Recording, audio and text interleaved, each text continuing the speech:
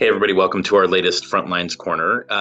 Was reflecting with a number of founders and our fellow general partners out there in the innovation ecosystem. And 2023 has been in many ways the year of the rescue financing, the bridge round, even the down round and the recapitalization. So a lot of ways in which founders are looking to preserve the longevity of their companies and to make sure that they can, in some cases, live to fight another day, in some cases, continue to grow the company, but do so with what are currently very scarce resources out there and what continues to be one of the worst fundraising environments a lot of us have ever seen. And so I thought I would share just a few thoughts and pointers from our experience in this respect. And it really comes down to when you're looking to build a bridge financing for a company that's not a major round and that might have to be at a time of crisis or real need, what are the key things that you need to have in mind? And to my mind, that's communication. It's having the right information and data around you, and then it's making sure that you're making full use of the toolkit that's available in structuring a round, which in most times in the venture world, people do not do.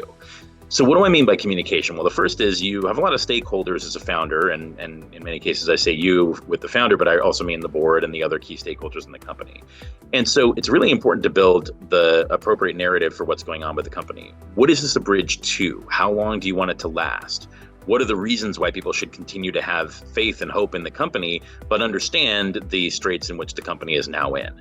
And that is a narrative that needs to work for all the stakeholders. So certainly for the board and management up front, but also for the investors that are going to participate, whether they be internal or external, and potentially also for outside creditors that may be banging on the doors, and for the staff of the company and even its key customers. So what is, really a clarion call here for transparency and making sure that everybody is on board and understands what we're trying to do here.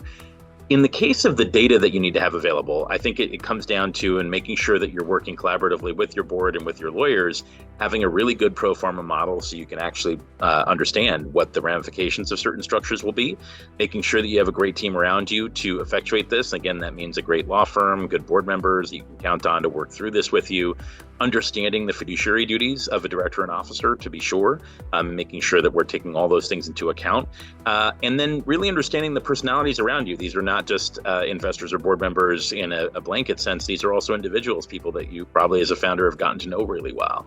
And so understanding what their drivers are going to be and the kinds of things they're going to have to do to decide whether they can participate and consent and come along with the strategy. And then last but not least, the question of structure or how it's done.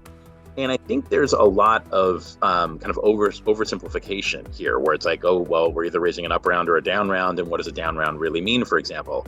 And in point of fact, there's a lot of different ways in which that can come together and take form.